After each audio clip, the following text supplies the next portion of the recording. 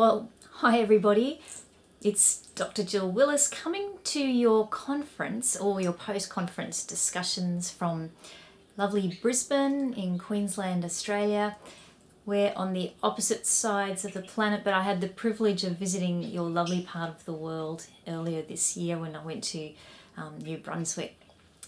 What a great discussion and conference that was. There were people from all over Canada, all over the world, thinking about assessment for learning and how it can really help learners. I got so inspired, and a lot of that inspiration came from the great work that the Canadian teachers are already doing.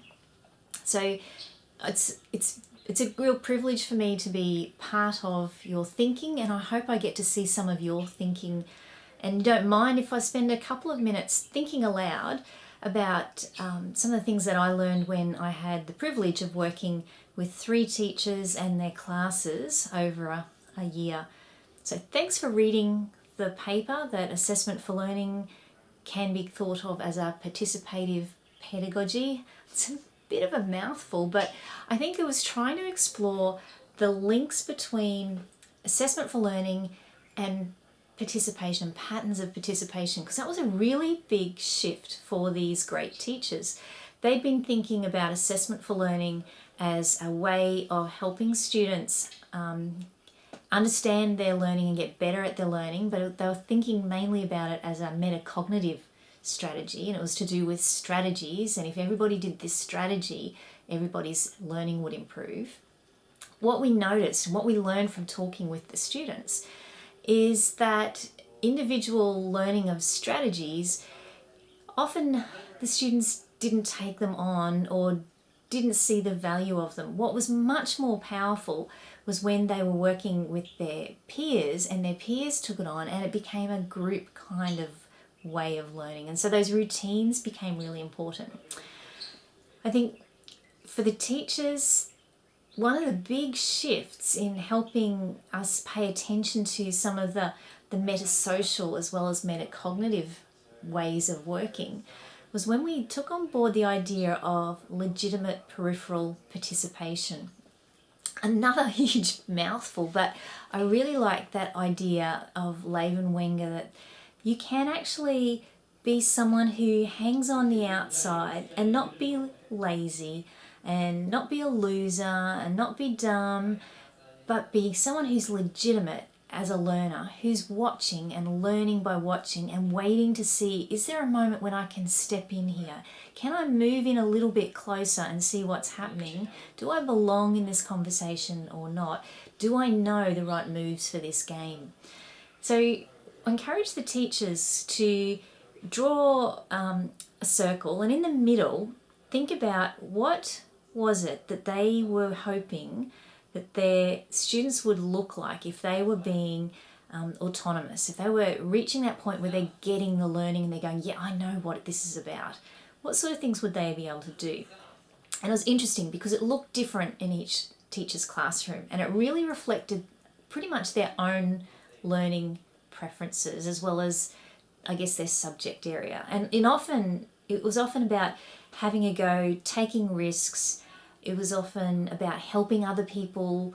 So once they'd mapped out, oh, this is probably what I expect, I asked them to say, well, which students are you seeing are nearly there or there already?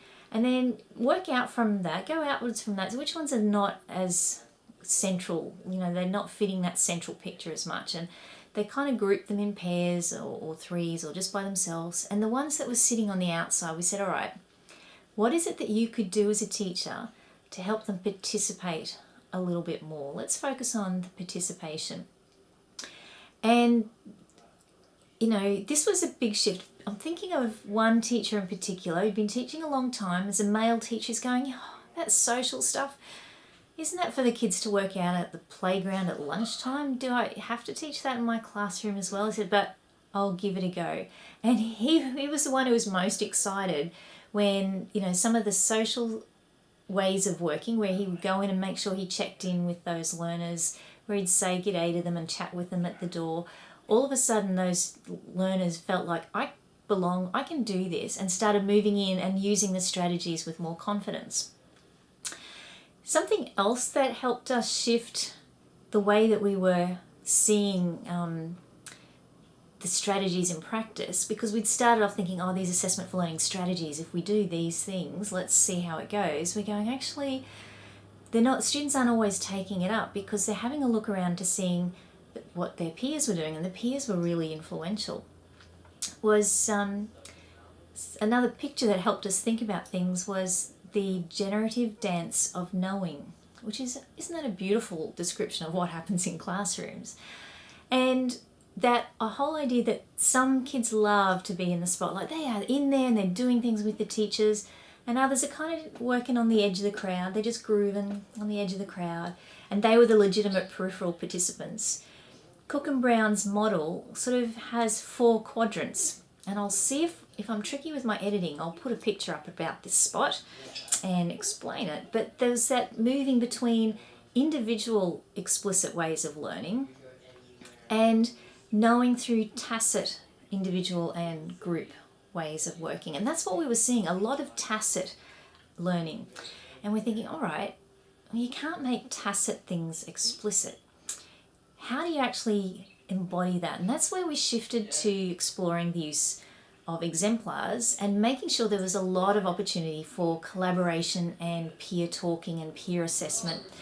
And that when children were looking at each other's work and going, okay, what are you doing? How do I do that? Can you show me? That the teacher wasn't saying, that's cheating, stop it. But that thinking aloud process was allowed, because the kids identified some students in the class. They weren't necessarily the brightest ones or the loudest ones, but there were ones that they thought, this one, they know what to do. They're clued in, and they'd often gravitate to get help from these particular, what I called standard setting students. I'm thinking, if you worked with the standard setters and helped them get a really good understanding, I wonder if you could lift the group that they're working with as well.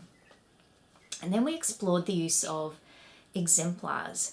Now, as teachers, we get a really good tacit understanding of what quality looks like because we have piles of marking. You read through enough marking, you start to get a real feel for what quality looks like. And I think students need to have that opportunity as well. They often don't get to see what somebody else's looks like because, again, that could be cheating. So what I worked with a teacher, and in his grade 8 class, he showed examples of previous student work. Showed some good ones, and then he put one up that was on the data projector, a C, or a satisfactory standard. And the class kind of came alive. They're going, but sir, they haven't done this. It said on the criteria sheet you've got to do this, but they haven't done that. And the teacher's going, really? That's true. What could they do? What would it look like? What would you suggest if they were sitting with you as your friend to say, I think you need to do this and improve it? And they're saying, but hang on, what about this? And they started being quite critical and saying, I could do better than that. Oh, magic words for a teacher to hear. The teacher's going, really? Great. I want you to do better. I'd be happy to show your better effort to the students who follow. Go and do it. And so all of a sudden, the students who were saying, I can do better than that, were the ones who would have done exactly that kind of standard, where they knew what it looked like, what it kind of felt like. They knew, they'd heard lots of discussion about how to make it better, and they go, oh, I've got it. I know what success looks like. I'm sure many of you already use exemplars in your teaching. What that inspired me to do, some current research that I'm just writing up at the moment, is we then, at university, I did for 3 years with a group of first year teachers in training. Their first university semester, they're all a bit nervous, not sure what kind of standard is required of me at university. So we embedded some feedback loops into that semester. And over 3 years, I think we had over 900 students. Yeah, it'd be about 970 students go through this process. And before they handed in, they had 3 short pieces of assessment.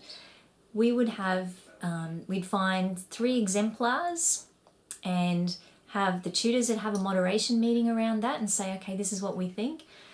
I then would put them up on a Google Drive and share Google Docs and did the criteria sheet as Google Forms and said, all right, go through and have a look at these and mark them using the criteria. So we gathered data then on what the students actually thought these exemplars were worth. And then we had a big discussion in the tutorials where we said, all right, what did you think? And we talked each one through and we said, oh, this is what the tutors said. And then they brought along their drafts and were able to give peer feedback based on these qualities, these success criteria and these strategies for improvement that we'd identified from these exemplars. And then the week later, they hand in their own effort. And what we found, the first time we did it, the students were a little bit hesitant or reluctant. And, you know, the tutors had decided these exemplars were here and the students were way all over the place. The second time we did it, the students and the tutors were quite similar in their judgments on what the exemplars were. And the third time we did it, the students were a lot tougher than the tutors in marking, because they're saying, you know what, we actually think this criteria should look more like that. And the tutor's going, oh, good point. Yeah, go and do that. And so we actually improved our criteria sheet. And what we'd notice is in the discussions about what they were noticing or not noticing, we're thinking, okay, we actually need to target our teaching more to be like this. So it was a feedback loop in that we learned a lot about our criteria sheet. We learned a lot about what the students were noticing or valuing and what they weren't valuing. And we were able to continually feed into that teaching and learning process. The marks kind of all lifted. It was really great. The appeals dropped. I don't know if any of you are university lecturers listening, but the emails about, I don't understand, can you help me? And I don't agree with my mark. I think there was about 3 appeals in over 900 students. So because of that shared understanding, because of the routines and the joint enterprise of looking at examples together, I think that feedback loop really helped students either get that group feedback, but also that tacit feel for quality. So that's some current research that I'm doing, is how exemplars can help open up some of that understanding. Something that is not resolved for me is how we help teachers through and students through that concern about cheating. Is it cheating to look at exemplars? That's kind of showing them the answer, isn't it? You know, cheating is one of those things where we think that individuals own their knowledge and that you shouldn't actually use tools to help you remember. There's a time and a place for having your own knowledge and being able to regurgitate it, but then so much of what we do is co-construction and collaboration. I think that discourse that we've got around assessment for learning, we also need to start thinking about what are some alternative ways of helping kids think it's okay to think aloud, it's okay to collaborate, and it's not cheating to say this is what success looks like. Anyway, that is enough from me.